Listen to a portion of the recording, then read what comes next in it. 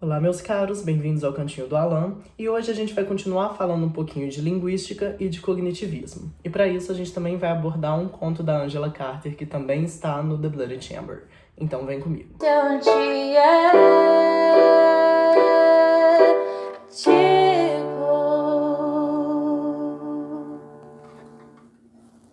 Snow Child é um dos contos mais breves da Angela Carter. Nele, um conde e uma condessa estão caminhando de cavalo quando aparece uma criança à beira de um rio, nua.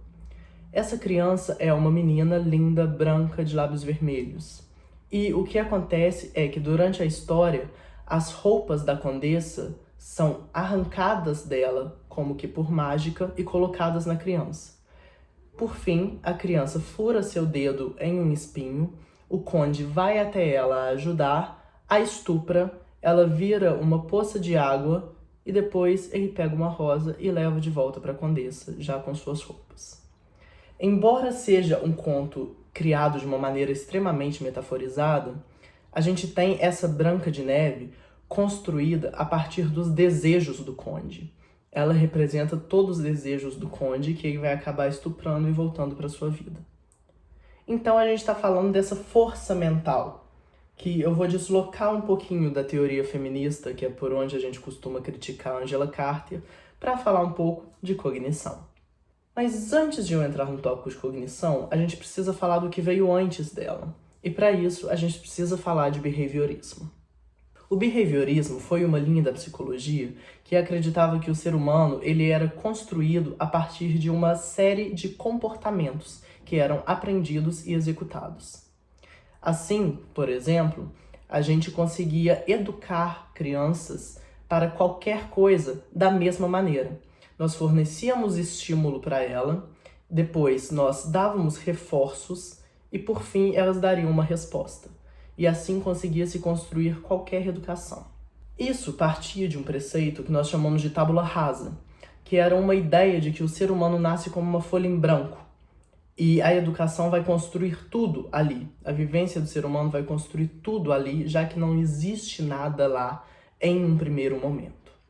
Nisso, entendia-se ainda que a linguagem era um hábito, que ensinava-se língua ensinando-se um conjunto de hábitos. Assim surgiu na educação, especialmente de línguas estrangeiras, vários ramos de repetição.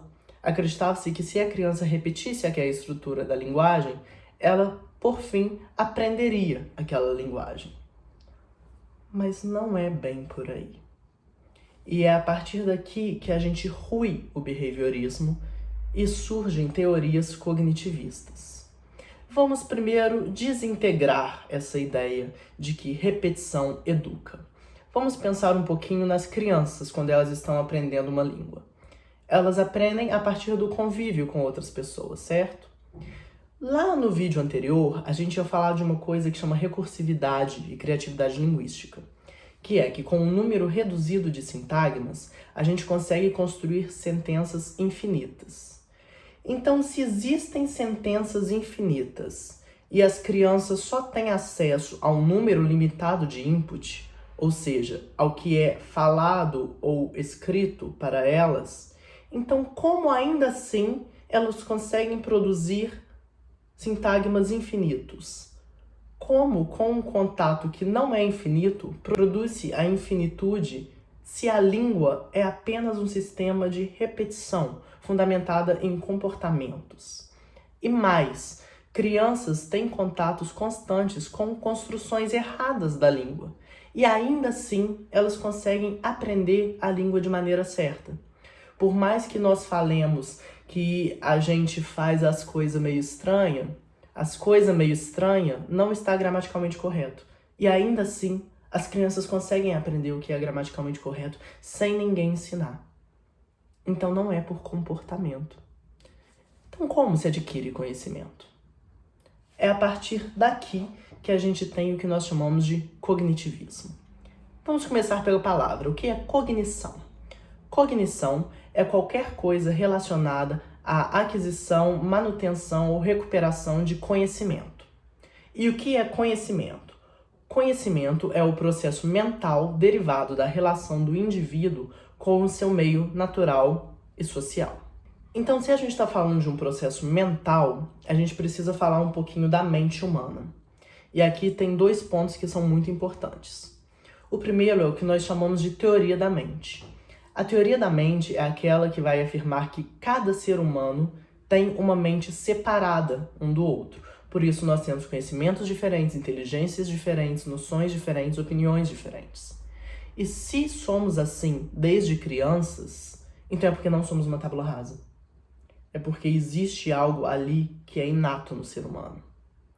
E um outro ponto muito importante é o que nós chamamos de teoria da modularidade da mente. A teoria da modularidade da mente vai falar que a nossa mente é dividida em módulos específicos para cada tipo de conhecimento. Então, nós temos um módulo da linguagem, um módulo artístico, um módulo matemático, um módulo para cada tipo de conhecimento. E esses módulos ainda têm características bem específicas, que são a obrigatoriedade, ou seja, ao recebermos qualquer input, nós fazemos um processamento mental. Isso é obrigatório que se aconteça. E além do mais, a velocidade desse processamento, porque ele acontece de maneira quase instantânea após nos ser fornecido o input. E por fim, talvez o mais importante, esses módulos, embora interajam entre si, em sua interação, um módulo é incapaz de alterar o funcionamento do outro. Ou seja, eles funcionam separadamente. Embora isso possa parecer estranho, a gente tem provas disso. E as provas mais fáceis de serem compreendidas são o que nós chamamos de casos de dissociação. O que são casos de dissociação? Nós temos, por exemplo, crianças DEL. Crianças DEL são crianças que têm problemas na área da linguagem, mas só na área da linguagem. Isso não afeta os seus outros conhecimentos. Por outro lado, se nós pensarmos em pessoas com síndrome de Williams, elas têm problemas com desenho, mas não têm problemas com linguagem. Então, dá para entender que cada módulo da mente, cada conhecimento, funciona isolado um do outro, embora eles possam interagir. E uma última teoria que também é importante para a gente aqui é o que nós vamos chamar de hipótese inata. Ou seja, acredita-se que o ser humano já nasce dotado de capacidade para adquirir uma língua. Então, nós temos o que é chamado de faculdade de linguagem, que é essa dotação inata para adquirirmos uma língua. E existem 2 hipóteses dentro da linguística.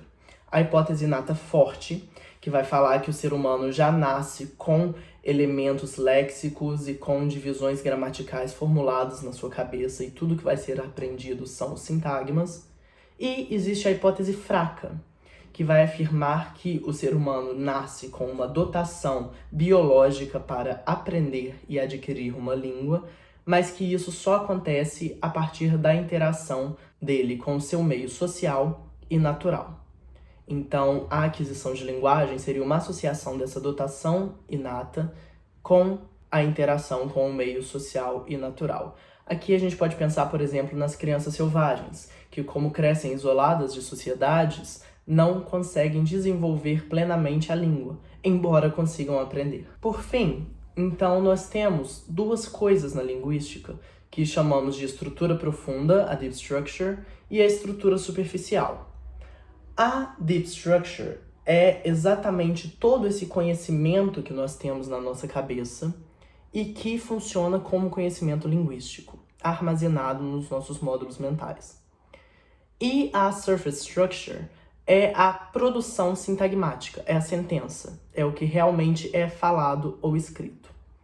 E o processo mental que acontece para produzir da deep structure uma surface structure é um dos grandes ramos da linguística que ainda é muito estudado, porque ainda não se sabe como funciona essa translocação.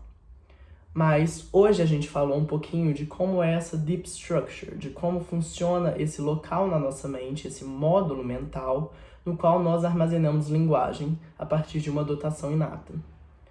Semana que vem, a gente vai falar um pouquinho dessa estrutura superficial, de como é uma sentença e o que nós chamamos de sistema arbóreo.